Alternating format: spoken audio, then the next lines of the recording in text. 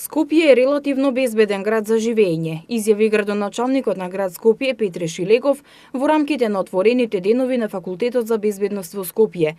Овој факултет во изминатиот период привлекува големо внимание кај средношколците за продолжување на високото образование.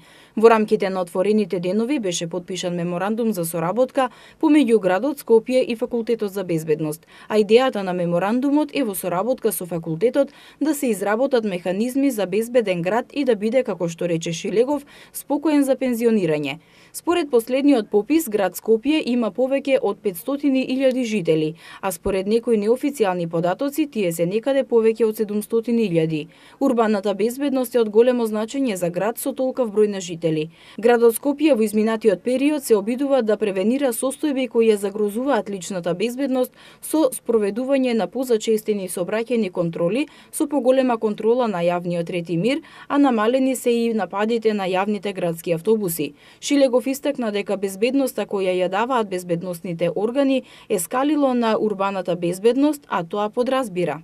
Зборуваме за безбеден јавен транспорт, безбедни сообраќајници, безбедни велосипедски патеки, безбедност на софтверски системи преку кои што може да дојде до нарушување на секојдневието на граѓаните. Секогаш кога зборуваме за безбедност во урбаните заедници, немојте да размислувате исклучиво за личната физичка безбедност. Затоа и напоменав дека треба да се запознавате со правилата на игра во сообраќајот, правилата на игра во однос на социјалните мрежи, во однос на поведението во јавниот транспорт, бидејќи сето тоа на извесен начин, кога ќе го гледате како еден сегмент, не е ништо друго освен вашиот безбеден ден. Во 2011 година во градот Скопје се случија серија на инциденти, особено во училиштата и во јавните градски автобуси. Тогаш полицијата превземала повеќе превентивни мерки. Во рамките на овие превентивни мерки е извршено истражување помеѓу учениците.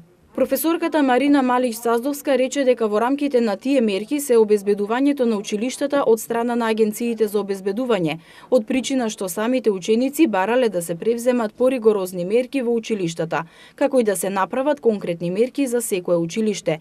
На прашањето колку учениците се чувствуваат безбедни, поголемиот број на одговори бил дека тие се чувствуваат побезбедни кога проблемот ќе го кажат во кругот на учениците, отколку на професорите. Врз основа на овие добиени резултати, ние можеме да донесеме два заклучока. Прво, да донесеме општи заклучоци за евентуално изработување на стратегија за сузбивање на насилството во училиштата.